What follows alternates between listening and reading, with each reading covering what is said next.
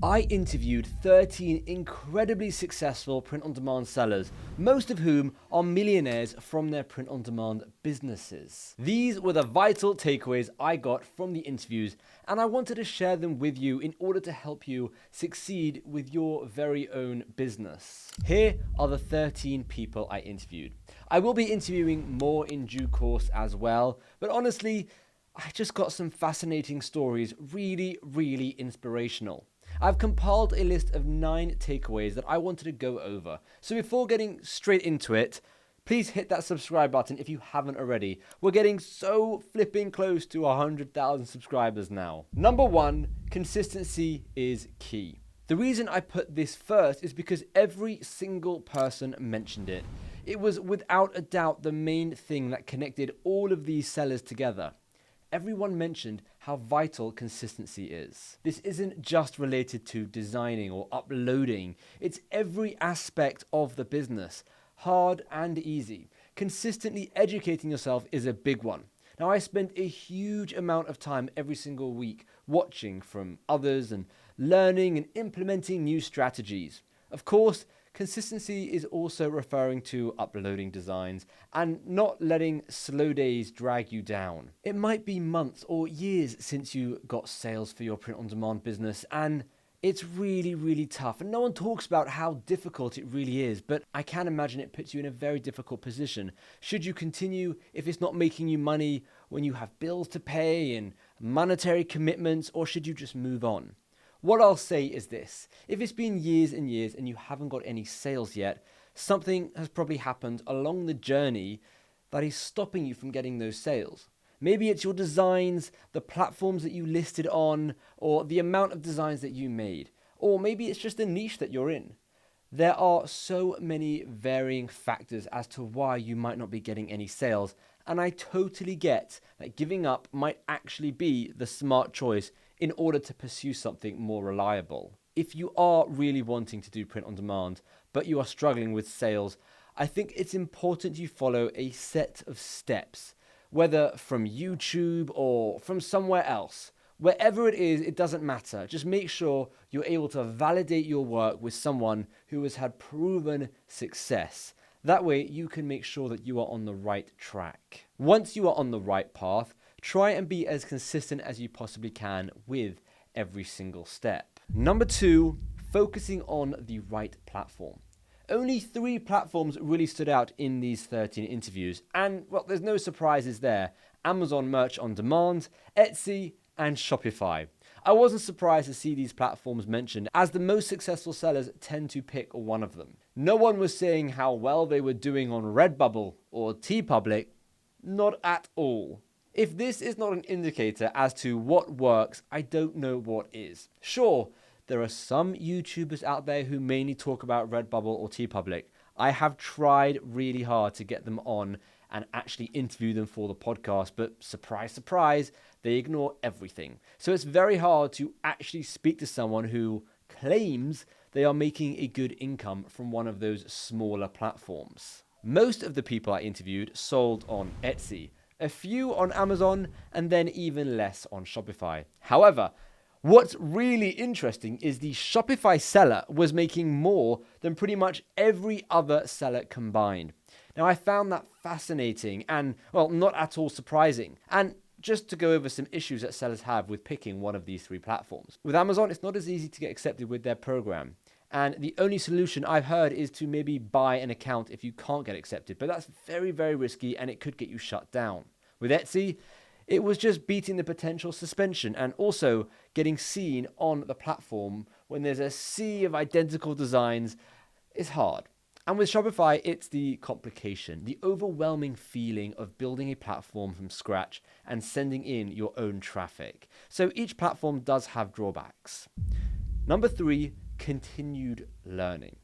I found this to be so inspiring. No matter who I spoke to, how much money they made, it doesn't matter. Everyone raved about how much they spend on their education, how much time they spend learning new methods or implementing something, either from courses, from YouTube, from books, or from blogs. Absolutely no one thought that they knew everything. And this was inspiring to see, as it really doesn't matter how successful you are, there will always be more to learn. Number 4, don't reinvent the wheel.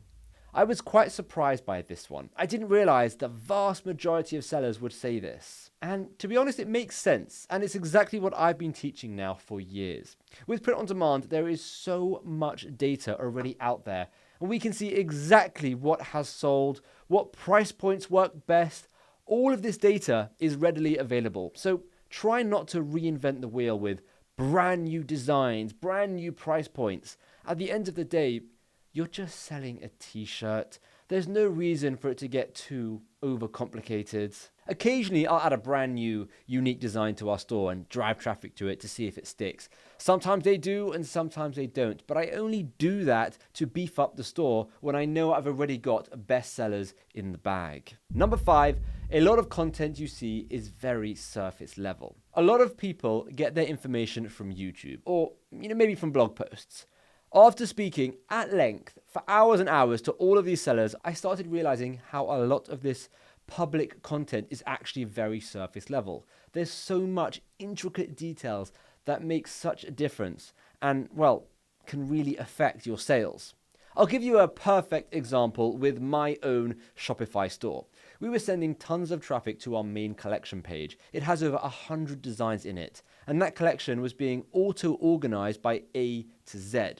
Now, this was really affecting our sales because our best seller started with the letter S and was showing up on page 8. This means people were clicking the ad and having to scroll through 7 pages of products before finding the one that they saw in the ad and actually wanted to buy. Something like this is such a minute detail that it might never make it to a YouTube video, but it makes a huge difference. And after changing the organization of the page to bestseller versus A to Z, we literally quadrupled our sales and massively increased our website conversion rates. It's very hard to make a video for all of these tiny little details, which is why so many sellers have courses and communities where they can easily break things down and pretty much share every single detail. Number 6, don't be afraid to run ads. Everyone I spoke to spoke really highly of ads, whether it was Etsy ads, Amazon ads, or Facebook ads. Ads played a huge part in people's success. And this is really why I never say print on demand is this free, easy business. Just throw some designs up there and become a millionaire. Ads will cost money. And well, ideally you will be profitable with them, but maybe not right away. With Facebook ads, there's a testing period, and this could cost $200 or $300.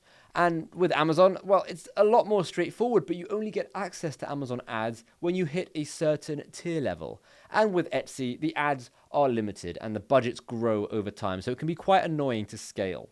And at the end of the day, it's interesting to see that no one thinks the algorithm alone can send enough traffic, and people have to complement it with paid traffic. And this furthers my belief in Facebook and Shopify, because if you're going to spend money on ads anyway, surely it would make sense to be building a store, collecting all of that customer data, the emails, the tracking, everything, so that we can scale this business and make your ad dollars go much further. Number 7, AI has changed everything. It was interesting to hear different successful sellers' take on AI. What I noticed was even designers found it to be useful, and everyone was very clear on overusing AI and the implications it could bring. You don't want to fully rely on AI. AI inherently doesn't make the best design. You need a level of understanding to know what makes a good design and what makes it bad. Just making some AI designs and slapping them on a t-shirt will most likely result in absolutely nothing for you. I will also be making more videos on this, as I think it's a huge topic and people rely far too heavily on AI. Funnily enough, this t-shirt that you see me wearing today was AI, but I have no intention to sell this. I was just testing out some different t-shirts from different print-on-demand companies, so I thought I'd make a cool Porsche GT3 on a t-shirt, but I would never sell this. And actually, it's not that it wouldn't sell, because this is an AI design that could actually work. Well, I wouldn't sell it because it's a Porsche GT3, but this is a perfect case of just using AI and slapping it on a t-shirt. Number 8, different platforms require different strategies. It was interesting to get insights into the various strategies sellers had. I noticed a correlation between the Etsy sellers, the Amazon sellers, and the Shopify sellers. And I noticed how each platform had different strategies. Now, I've spoken about these different strategies on my channel and in the Print on Demand Hub. Shopify's main strategy is a singular niche with a lot of designs. Etsy's main strategy is lots of niches with lots of designs, and Amazon's strategy is also lots of niches and lots of designs, but with frequent changes to those designs to work your way up the tiers. All of these strategies place a huge emphasis on the quality of the design and the quality of the phrase. That is without a doubt the most important element, no matter what platform that you're selling on. And number 9, the real money lies in Shopify. It was really fascinating talking to everyone and hearing various successes. Those kind of conversations really spur me on and motivate me to work harder. Everyone from Etsy sellers, Amazon sellers, and Shopify sellers all were making a good amount of money. 5 figures a month, 6 figures a month. What really stood out to me though was how scalable the Shopify stores were and how they took print on demand to a whole new level. The idea of building a business to 7 figures a year and selling it, that sounds amazing. Mainly, if we can do it once, we can do it again and again and again. And it's a nice way to plan the business. It's always good to have an exit goal. A print on demand is often assumed to just be a side hustle. Maybe you can bring in a few thousand a month, but realistically, most people bring in just a few hundred a month. And I have found, talking to all of these successful sellers and doing it myself, that doesn't have to be the case. A perfect example is from our brand new Shopify store. In month 1, we did $1,091.41, and that was in revenue. And in month 4, we did $12,742 in revenue. 12xing our business in just 4 months. If we can 12x it again by Christmas, that would be over $140,000 in revenue a month at around a 30% margin. That isn't a side hustle anymore. That is a fully fledged business. All of these interviews were incredibly inspiring, and the full episodes are over an hour long, and they'll all be uploaded to the Print on Demand Hub in due course. If you do like these kind of videos where I do like a takeaway from other successful sellers, let me know and I can make more. There were so many more points to include, and I only mentioned 9.